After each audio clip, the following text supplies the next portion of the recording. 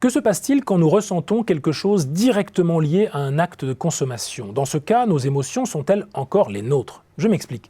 Si nous regardons un film d'horreur, c'est pour jouer à avoir peur. Si nous choisissons d'aller au Club Med pour les prochaines vacances, c'est pour jouir d'un temps sans le moindre sentiment de culpabilité, quoi que nous y fassions. Si nous écoutons une playlist destinée aux tout juste divorcés, comme cela existe, c'est pour tenter de produire à nouveau en nous-mêmes des ondes positives.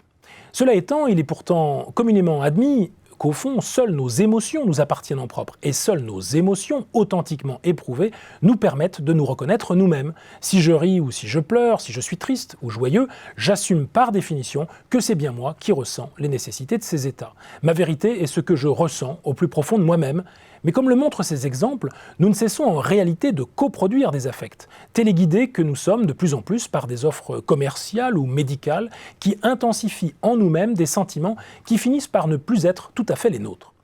Ce phénomène de capitalisme émotionnel, c'est celui que décrit dans un ouvrage collectif la sociologue Eva Illouz, qui conteste la thèse selon laquelle la sphère économique nous priverait de nos sentiments. En fait, c'est l'inverse qui serait vrai. Jamais nos ressources émotionnelles n'ont été autant l'objet d'intérêt de la part des marchands. On le voit bien avec le développement continu du marketing relationnel, sensoriel ou expérientiel. Pour le dire comme le philosophe Axel Honneth qui préface l'ouvrage, plus les comportements sociaux sont récupérables et récupérés, plus nous sommes en train de perdre notre capacité de distinguer entre des sentiments réellement éprouvés et des sentiments qui ne sont que le résultat de manipulation. Consommer et agir sur soi deviennent consubstantiels, au point que c'est bien aux marketeurs et peut-être aussi aux psychanalystes que, sans le savoir, nous confions le fait d'éprouver du plaisir, du dégoût ou de la bonne conscience. Rire est le meilleur remède, indique une carte de bon rétablissement. Il n'y a même plus besoin de l'écrire, Hallmark se charge de le faire pour vous. L'amitié ou le souci d'autrui sont en quelque sorte devenus une marchandise comme une autre, ce qu'Illouz et ses co-auteurs nomment une marchandise émotionnelle. Nos émotions seraient donc des objets comme les autres qui peuvent être échangés, quantifiés, bref, manipulés à l'infini. Ce texte confirme ce que nous savons en management depuis les années 30 et le développement de l'école dite des relations humaines. Celle-ci avait mis en évidence, notamment dans les expériences de Hawthorne développées par Elton Mayo, que le comportement humain au travail était en grande partie déterminé par notre psychologie.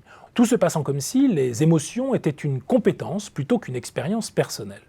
On pourrait d'ailleurs étendre la remarque au domaine de l'art, par exemple, car qu'est-ce qu'un bon cinéaste ou qu'est-ce qu'un bon peintre, si ce n'est d'être celui ou celle qui sait nous émouvoir. Bref, manager, artiste ou médecin, même combat. Dès lors, la question est de savoir si chacun de nous a encore les moyens d'échapper à l'intoxication de sa sensibilité par le marketing industriel, artistique ou médical, autrement qu'en dénonçant le capitalisme immatériel comme le fait cet ouvrage. En résumé, pouvons-nous encore sauver notre authenticité dans des systèmes d'influence qui la font peu à peu disparaître ? Parions que cela soit encore possible, grâce notamment à la lecture d'un tel ouvrage, par exemple, pour nous prémunir contre les émotions factices, mais aussi en veillant à des choses comme la qualité de nos consommations culturelles, la préservation du secret de nos données personnelles ou la faculté de nous déconnecter des smartphones pour mieux tenter de nous reconnecter à nous-mêmes. Car l'authenticité présuppose un rapport retrouvé à nos émotions réellement éprouvées et ressenties aussi bien qu'à nos capacités de raisonnement.